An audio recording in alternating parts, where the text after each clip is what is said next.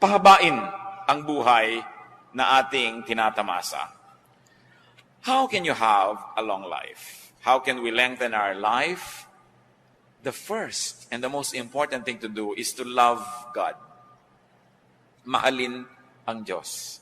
Anong kinalaman nun? Psalm 91 verses 14 to 16, because He loves me, says the Lord, I will rescue him. I will protect him, for he acknowledges my name. He will call upon me, and I will answer him. I will be with him in trouble. I will deliver him and honor him. With long life will I satisfy him and show him my salvation.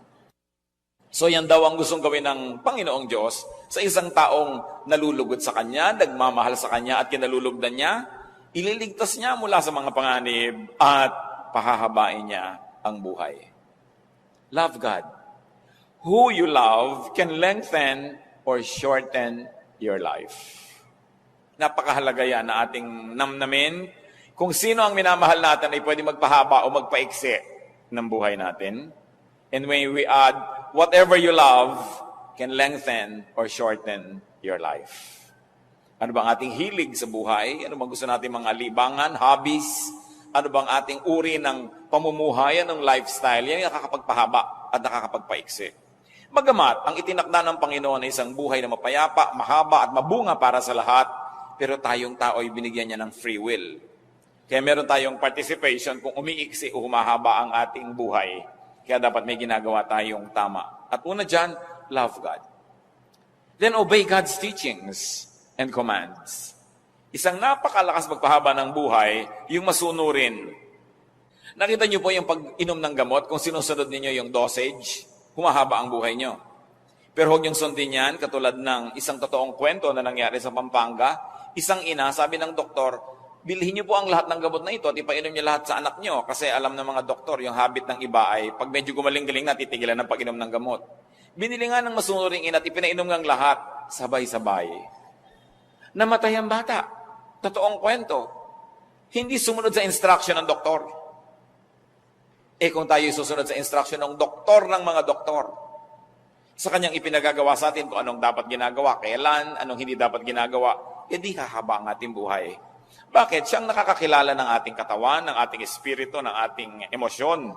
Kaya pag sinusunod natin siya, parang sumunod kayo sa manufacturer's instruction, how to use a certain product. Kung yung kuryente mali, sinaksak mo sa ibang voltahe, sasabog agad yung gamit, patay na siya, tapos na yung buhay niya. Pagka hindi natin ginawa sa tama, masisira agad. Ganon din ang katawan ng tao. Yung may likha sa atin, ang nakaalam ng higit kung ano ang marapat.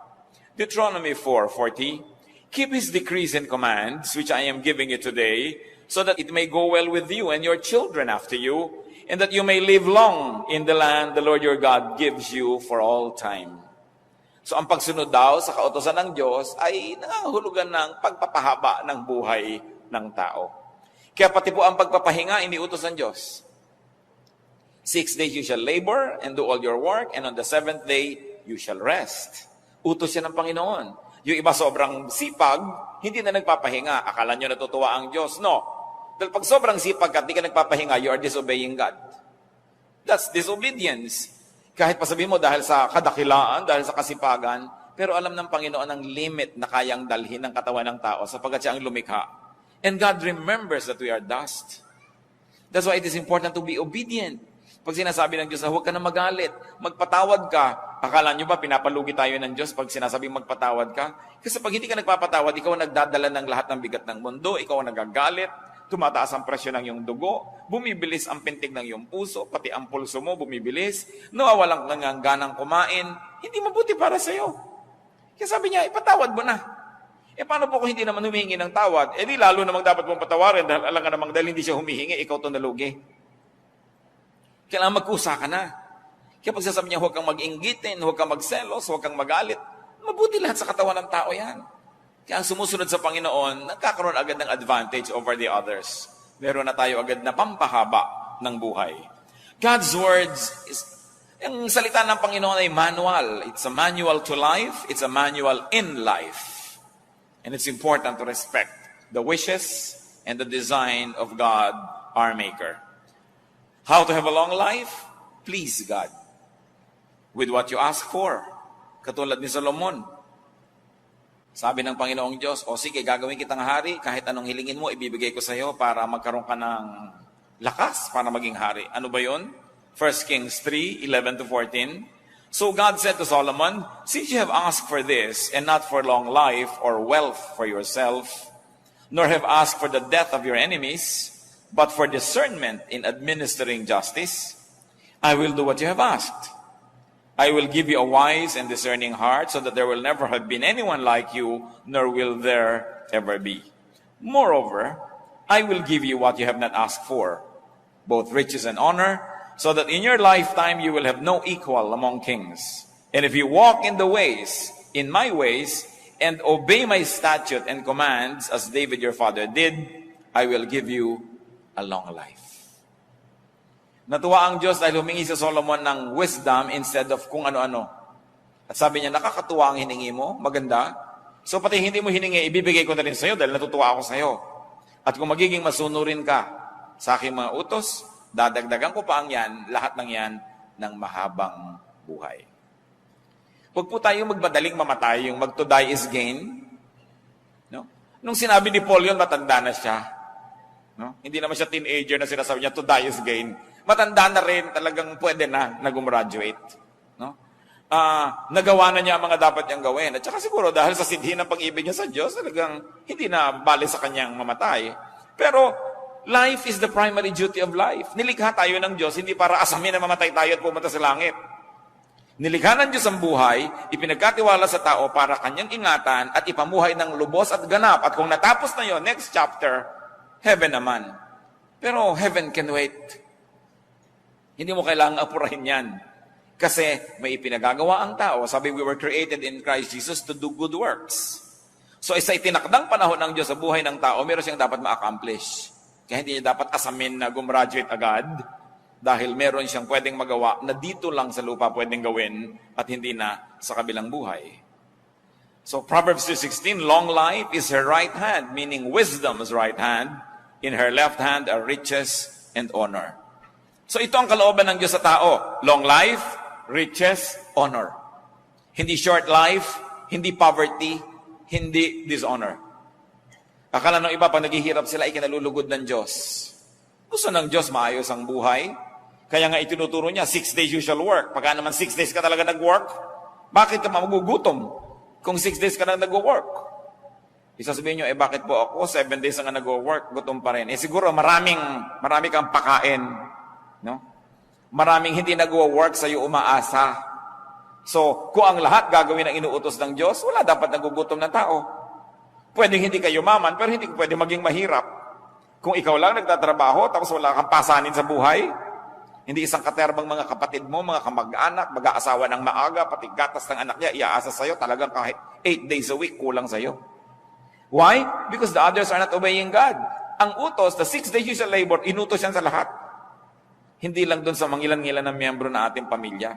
Kaya nagkakaroon ng sobrang paghihirap dahil ang daming umaasa sa kaisa-isang masipag o nagtatrabaho. Pero ang kalooban ng Diyos, riches, honor, wisdom. Kaya merong mahirap, kalooban po ng Diyos. O hindi ka nilikha ng Diyos para sadistahin at kawawain. Inilikha ng Diyos ang napakaraming papaya para ma-afford ng lahat na magkaroon. Ba't hindi nakakakain yung iba? Kasi nga may inequity. May inequality in terms not only of wealth distribution but also in distribution of labor. No? Pero ang lahat ng yan, napakaraming pagkain ng mundo, maraming nasasayang lang nga eh. Hindi nilikhaan ng Diyos ang tao para mahirapan. Ecclesiastes 2:26, to the man who pleases Him, God gives wisdom, knowledge, and happiness. So ang buhay din para maging masaya tayo, huwag kayong mag-guilty. No, kung mo kayo religious, dapat malungkot. But to the sinner, He gives the task of gathering and storing up wealth to hand it over to the one who pleases God. You want to have a good life? Unahin ninyo, please God. Pag natutuwa sa inyo ang Diyos, sinong pwedeng pumigil sa Kanya na pagpalain kayo? Sino? Sagot siyempre, wala. Ngayon, kung hindi natutuwa sa inyo ang Diyos, sinong pwedeng pumilit sa Kanya na pagpalain kayo? Wala rin. So dapat ang ating layunin to please God. Because with God, nothing is impossible. Pag inuuna natin na siya ibigyan ng kasiyahan, mano ba naman nabigyan niya tayo ng mga bonus sa buhay? Na siya rin naman ang may kagustuhan na tamasahin natin. God doesn't have to be convinced to be good because God is good. Naturally good. Hindi natin kailangan ang Diyos ay himukin na bigyan tayo ng pagkain sapagkat nilikha niya ang lahat para kainin ng tao. Hindi niya kailangan nating himukin ang Diyos na gawan tayo ng mabuti dahil ang Diyos ay mabuti. So pag hindi yun ang nangyayari sa ating buhay, may mali. May mali sa formula ng ating pamumuhay, ng ating lifestyle, o kaya sa lifestyle ng mga taong sobrang lapit sa atin, na kahit anong pagtatama na ginagawa natin sa ating buhay, minamali nilang pilit, nadadamay tayo. Siyempre, damay-damay. Kaya napakahalagang itinutuwid, hindi lang ang ating sarili, maging ang ating lipunan, maging ang ating environment. How else does one have a long life? Honor and obey your parents. Lalong-lalo na sa mga young people. Exodus 20 verse 12, honor your father and your mother, so that you may live long in the land the Lord your God is giving you. This commandment about honoring one's father and mother is very interesting and very unique because among all the commands given in Exodus chapter 20, this is the only one that goes with a promise. Yung iba command lang, you shall not kill, you shall not commit adultery, you shall not do this, you shall not do that. Pero ito, honor your father and your mother, and when you obey it, the Lord will reward you with a long life. Mga kabataan, lalo na yung mga wala pang asawa, kung pipili kayo ng mapapangasawa, isa ang unahin ninyong tingnan. Ha? Kung mabuti siyang anak. Yun. Hindi kung 36, 26, 36, dahil after 10 years, 36, 36, 36 na yan. Baka 42, 42, 42 pa. Napakadaling mawala ng ganda. Kahit marunong, nabagok lang yan na amnesia, wala na rin niyang alam. No? Pero ang pinangakuan ng Diyos, yung mabuti sa magulang, yun ang pinangakuan niya ng pagpapala. Gusto niya na magiging matahimik na buhay, magiging magandang ama o ina ng inyong magiging anak, tingnan niyo muna kung mabuting anak. Kung pabalang-balang sumagot sa magulang niya, tapos pagkakaharap ka, akala mo bulaklak na hindi makalabit. Naku, arte lang yan. Kung ang sariling magulang na pinagmulan niya ay kanyang susuwailin at di niya gagawa ng mabuti, makakaasa ka ba na magiging mabuti sa'yo yan? Titingnan ninyo kung mabuting anak. Yun ang una ninyong titingnan. Kasi may pangako ang Diyos sa mga mabubuting anak. At madadamay kayo doon. Kung siya hindi mabuti, damay kayo. Kung siya mabuti, kasali rin kayo sa pagpapala dahil magiging kabiyak niya sa buhay. Ephesians 6:2-3, honor your father and mother, which is the first commandment with a promise that it may go well with you and that you may enjoy long life on the earth. Bakit nakakapagpahaba ng buhay ang masunurin sa magulang? Dahil sino ba namang magulang magsasabing, anak, eto, mag-smoke ka na. No? O ito, maglasing ka na anak, ito drugs, ibinili kita. Huwag kang pumasok, umabsent ka, magpuyat ka. Sumali ka sa mga dangerous games, anak, maganda yan. Diba? Magpagabi ka hanggang kagabi-gabihan na sa kalsada. Sinong magulang ang magsasabi niyan? Diba ang magulang lalo kang inilalayo sa panganib? Kaya pag masunurin ka, 1/2 na ng panganib natanggal sa buhay mo. Dahil sino bang magulang ang magsusuong sa'yo sa panganib, liban na lang meron siyang mental illness. So, sumusunod ka pa lang, practically speaking, lumalayo ka na sa maraming gulo. Meron pang hindi lang practical, yung beyond practical, yung natuwaan Diyos sa'yo. Kaya lalo kang pinagpapala. Parental teaching is next to God's Word in sincerity, in concern, and in wisdom. Ang tunay na matalinong anak, susunod sa magulang. At kung nalilito siya, kalooban niya o kalooban ng magulang, dahil bata pa siya, pagtiwalaan niya ang kalooban ng magulang. Liban nilang certified talaga ng National Mental Hospital na yung nanay mo, hindi pwedeng magpasya. Ano? Pero mga young people, pag nalilito kayo, obey your parents. Lalo may track record sila na tunay naman nagmamahal sa inyo kasi wala yung gugustuhin na masama para sa inyo. You want a long life, avoid dishonest gain. Iwasang manggancho at mang 1, 2, 3 ng kapwa dahil nagagalit ang Diyos sa mga nang lalamang. Deuteronomy 25:15-16, you must have accurate and honest weights and measures so that you may live long in the land the Lord your God is giving you. For the Lord your God detests anyone who does these things, anyone who deals dishonestly. So ang unang ipinapakita ditong halimbawa, yung mga nagtitinda sa palengke, o kaya ay namimili ng mga produkto na kailangan timbangin o sukatin, sabi, gusto nyo humaba ang buhay nyo, kailangan patas ang inyong mga timbangan, hindi may mga daya, no? Ang inyong mga pagsukat, tama, sapagkat makadaya man kayo ng tao, hindi nyo naman kayang dayain ng Diyos na nakamata sa lahat ng transaksyon. Sabi niya, binibigyan niya ng mahabang buhay yung nakakalugdan niya. Gusto nyo humaba ang buhay nyo, huwag kayong mandaya ng kapwa. Sasabihin nyo, bakit yung isa namin nakakilala ang daya-daya, humaba ang buhay? Pwede yon, pero ano naman yung quality of life? Kumisan ang dami mong dinaya at lahat ng inipon mo, gagamitin mo lang sa isang pagpapagamot na isang grabing sakit na ubos din, marami pang galit sa'yo. At bakit umiiksi ang buhay ng mga mandaraya? Paano kung nalaman ng taong dinaya mo siya at binalikan ka, tinagakabigla? Umiksi talaga ang buhay mo. Dahil humahanap ka ng gulo pag nandadaya ka. Alam niyo, kung ang lahat lang ng tao susundin ang salita ng Diyos, tahimik ang mundo. No? Peace on earth. Hindi mo kailangan ng Miss Universe para magka-peace on earth. Susunod ka lang talaga sa Diyos. Proverbs 28:16, he who hates ill-gotten gain will enjoy a long life. Yan daw mga namumuhi sa mga tinutubo sa pandaraya, magkakaroon ng mahabang buhay. Honesty pleases God. Honesty keeps you away from troubles with men, therefore you will have a long life. And you want long life, be fruitful. Produced honest gain. Alam niyo kung sino lang yung gustong mamatay na? Yung walang magastos. No? So kung ikaw productive, pag may sakit ka, may pambili ka ng gamot, may pampadoktor ka, naiinip ka, may panglibang ka sa buhay, may gusto kang tulungan, natutulungan mo, ayaw mo pang mamatay. Nakita niyo yung mga pharaoh, yung mga emperor, yung lahat mga hari at mga reyna, kutak-kutak at mga elaborate na ritual pag sila'y namatay kasi gusto nilang ituloy pa yung buhay nila next life kasi enjoy sila eh. Pero yung mga slave, naku, gusto na nang mamatay agad dahil yun na lang ang pag-asa nila makatakas sa hirap.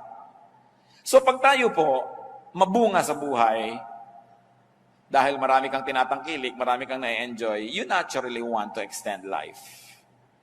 That's why to be fruitful, you will naturally position yourself to love life. Sa Matthew 25:21, paano ginantimpalaan yung mabuting manggagawa? His master replied, well done, good and faithful servant. You have been faithful with a few things. I will put you in charge of many things. Come and share your master's happiness. Ang pinag-uusapan na natin dito mga kapatid, happiness, hindi na number of years in one's life. Because long life doesn't always mean length. Long life doesn't always mean number of years, but it can mean quality of life. It is not years in your life, but life in your years that make it long. So kung masarap ang buhay mo, high quality ang buhay mo, daig mo pa ang nagkaroon ng mahabang buhay, kahit hindi yun masyadong mahaba. Kasi nalasap mo ang dapat malasap, naabot mo ang dapat abutin, naakyat mo ang dapat akyatin, nakain mo ang dapat kainin, natikman mo ang dapat tikman, you have lived a full life. And of course, the fruitful person will naturally enjoy a higher quality of life. So tayong mga anak ng Diyos, huwag kayong makontentong basta buhay. Kailangan namumunga. Hitik na hitik, mabulaklak, mabango, humahalimuyak, maganda, makulay. Dahil sabi ng Panginoong Jesus sa John 10:10, I came that they may have life and have it abundantly. Have it to the full. A great, wonderful, and beautiful life. You want a long life? Live peaceably. Live peacefully. Titus 3:2 remind the people to be peaceable. Huwag palaaway. Gaano karaming tao ang palaaway na agad-agad na putol ang buhay. Interrupted ang life nila because they cross paths with another equally troublesome person. Nag-contest sila, namatay sila pareho o isa ang namatay. Yung mga mainitin ng ulo, hindi marunong magbigay sa kapwa, lagi nang nagagalit, naghahari-harian, naghahanap ito na umiksi ang kanyang buhay. It's important to clear and unclutter your mind, to unburden and rest your mind, to have a long life. Kaya ang utos sa Philippians 4:6-7, do not be anxious about anything. And the peace of God, which transcends all understanding, will guard your hearts and your minds in Christ Jesus. Huwag daw tayo maging warrior. Because when you always worry, you don't change the situation, but you make yourself miserable.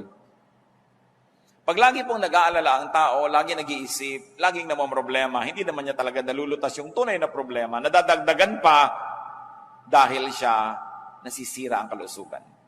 So sabi, ipanalangin mo.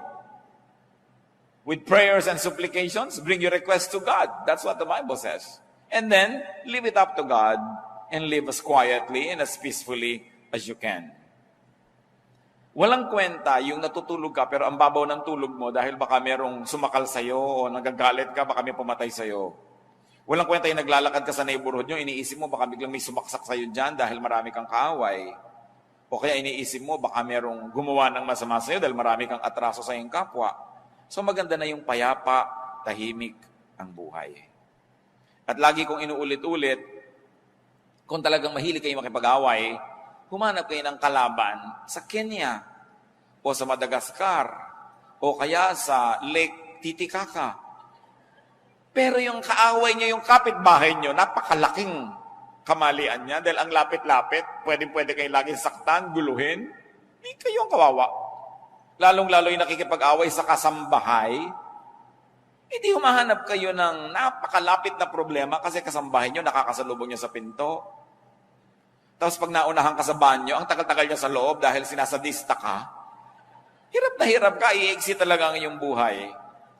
Huwag na kayo maging banal, maging matalino na lang kayo, huwag kayong makikipag-away sa kasambahay. Lalo yung mag-asawa, magkaaway kayo, tapos iisa ang hihigan yung kwarto, isang kama, napakahirap gawin yun sa buhay. Ang nakakapagtaka, ba't ang daming tao ang kaaway yung kasambahay, yung kapitbahay, yung malapit? And you are within their reach. And they can give you trouble. And you can make their life miserable. And they can make yours miserable as well. So be good, be godly, don't quarrel. But if you cannot be godly, at least be wise.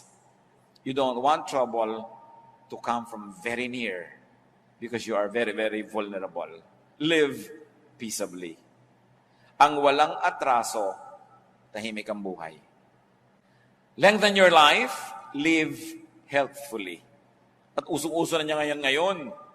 Ang dami-daming spa.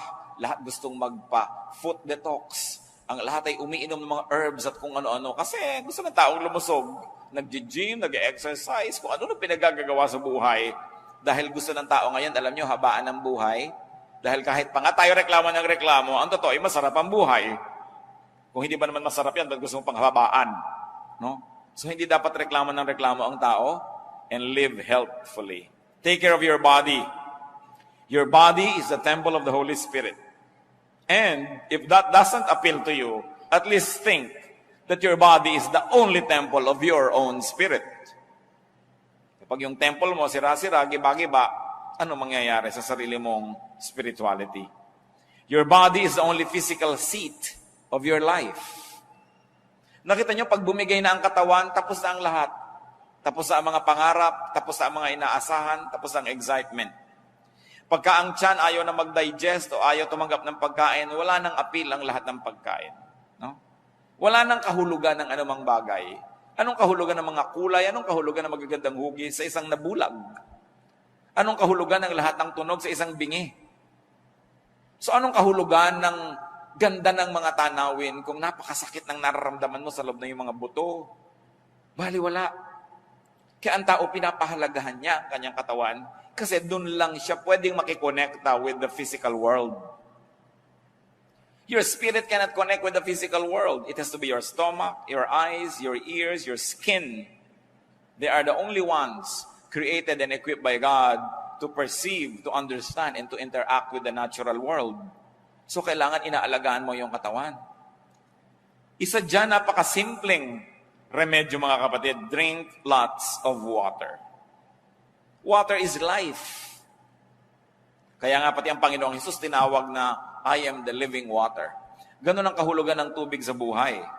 Pati si Elijah, isang propeta na gusto nang mamatay dahil napagod sobra. 1 Kings 19:6, he looked around and there by his head was a jar of water. He drank. And you know what happened after he slept? He became strong again. He got revived. Napakahalaga ng tubig. And most people, at least 85% of people, are dehydrated. We don't drink enough water. No? Ang dami nating ipinapawis, ang dami nating ine-excrete na mga liquids, but very few people really drink enough water. Si Daniel, no, at ang kanyang mga kaibigan na Shadrach, Meshach, and Abednego, sila yung mga royal boys sa Judah, sa Israel, pero nung sila yung naging mga bihag sa kaharian ni Nebuchadnezzar, pinapakain sila ng king's food, pinapainom ng king's wine, they refused. Sila ayaw namin kumain ng mga matataba na pagkain na yan, yung mga masasarap na pagkain ng hari at uminom ng kanyang mga alak. Pakainin niyo lang kami ng gulay at painumin kami ng tubig.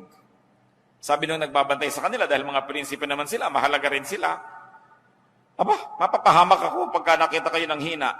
Pakainin niyo lang kami ng gulay at painumin ng tubig 10 days, then test our strength. Pagka hindi niyo kami nakitang malakas, edi sige, kakainin na namin pinapakain niyo. At sinubok nga yun at nakita sila higit na malakas. Kaya doon sa kumakain ng karami-raming rich foods and rich drinks. Daniel 1:12, please test your servant for 10 days. Give us nothing but vegetables to eat and water to drink. At hindi sila nalugi. Napakahalaga na umiinom ang tao ng tama. Many drinks are time-released poison. Sa mga hapagkainan, nakikita mo kung minsan kung ano pinapainom ng host, hindi mabuti sa tao. Although masarap sa bibig, masarap ang lasa. Masarap hanggang dito lang sa dila. Paglampas sa lalamunan, laso na. Kaya kailangan sinusuri ng tao at inuuri kung ano ang kanyang pinag-iinom sa buhay. Yung mga tubig na kinulayan ng mga madidilim na kulay, nilagyan ng isang katerbang asukal, ang mahal-mahal pa. Nakakabuti ba yan sa tao? Eat lots of clean vegetables, but drinks lots of water. So eat lots of vegetables and green leaves. Ganyan ang nakita nating halimbawa sa Biblia eh.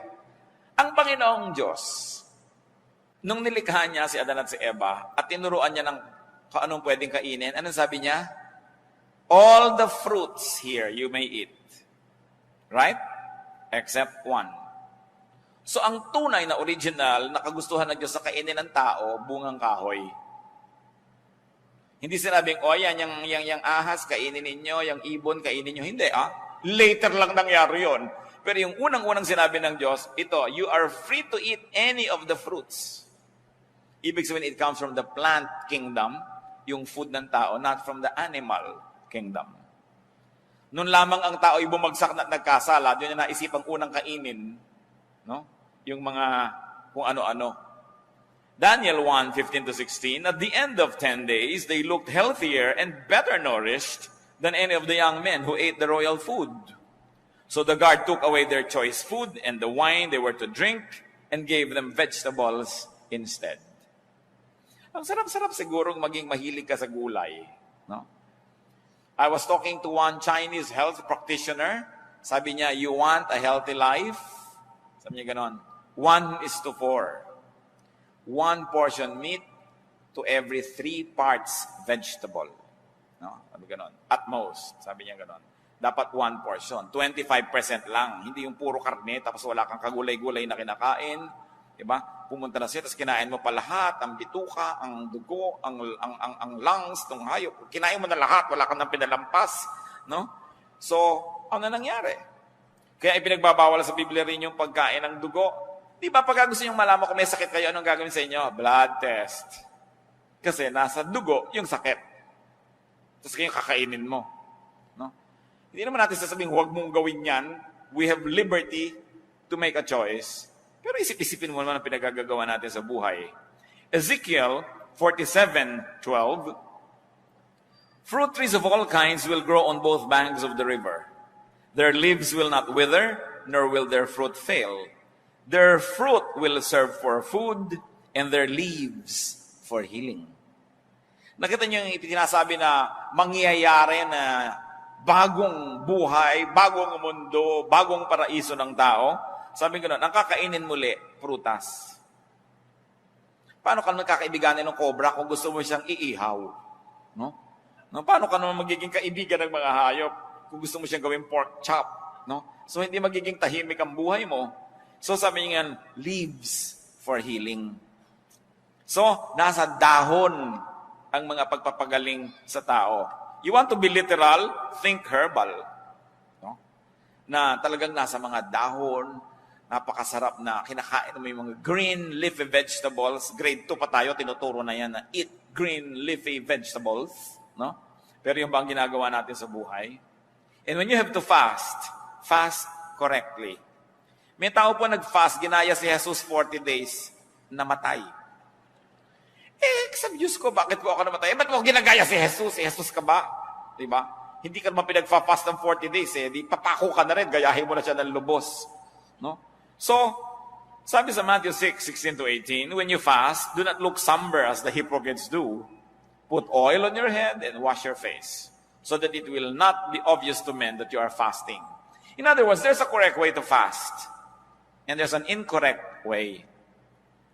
So kung talagang convinced ka na magpa-fast, at least get medical advice.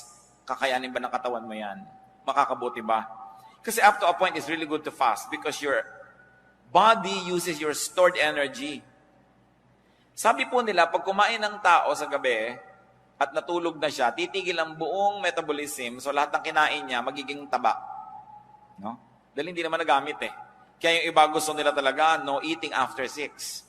Kasi sabi nila, it takes 3 hours to fully digest food. So pagkakain mo, dapat 3 hours ka pang gising bago ka matulog. Pero kung matutulog ka na mamaya, kumain ka pa sa katerba, magiging taba lang yun. Hindi mo magagamit. Yung after 6. Yung iba naman, ang dieta nila, after 6 courses. Tsaka pa lang sila titigil. Kaya talagang hindi natabla-tabla ng anumang dieta. But correct timing, correct bodily condition, motive and technique, will also be good if one fasted. Pero dapat tama pati yung motivation. Hindi lang para ipagyabang mo nag-fast ka o dahil lahat may magpa-fast, sasali ka. Dapat may personal conviction. Hindi lang nakikiuso. Take your medication. Yung iba kung naging Christian, ayaw nang uminom ng gamot.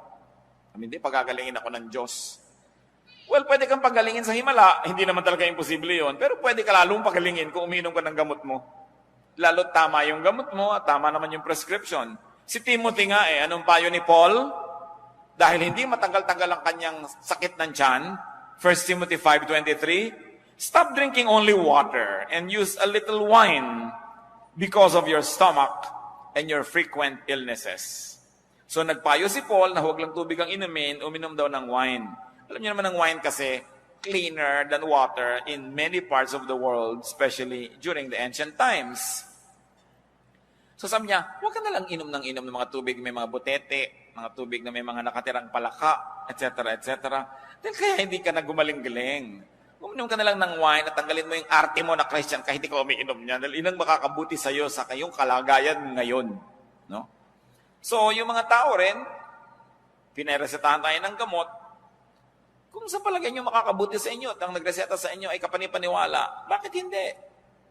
Bakit yung papaghihimalain ng Diyos samantalang pag ininom niya yung gamot, gagaling na kayo? Di mas madali, di ba? So, do what is easier. Use plants for medication, by the way. Isaiah 38:21, Isaiah had said, prepare a poultice of figs and apply it to the boil and he will recover.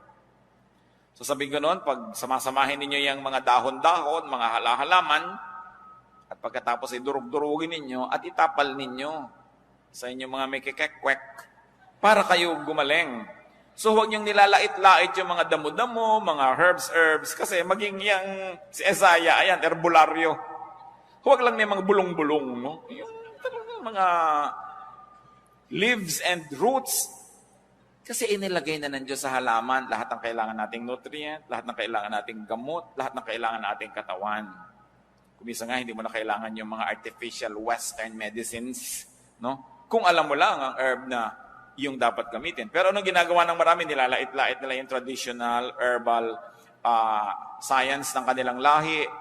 Then they abandon all of these natural healing elements at ang gusto nila puro Western medicine. Well, Western medicine works.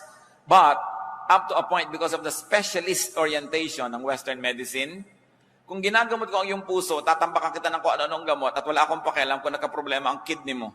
Di ba? Kasi puso mo ang pinapagaling ko. Kasi sa Western medicine, kapra-kapraso, bahagi. Hindi sila holistic. No?